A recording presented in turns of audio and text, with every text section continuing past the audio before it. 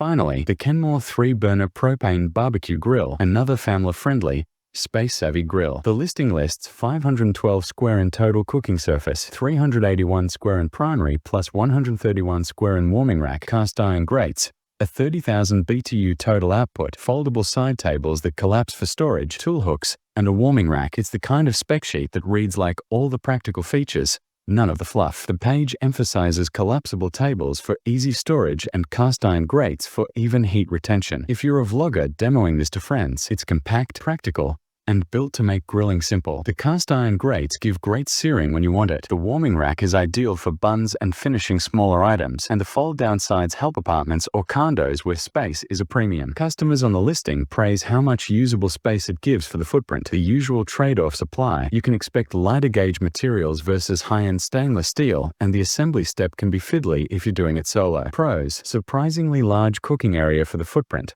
Cast iron grates, easy storage with fold-down shelves. Cons: not a premium pro-grade shell, some assembly, and alignment work likely after delivery. The product page has the full spec list and solid buyer interest. Check the link for the current price. And of course, we share by links in the description box.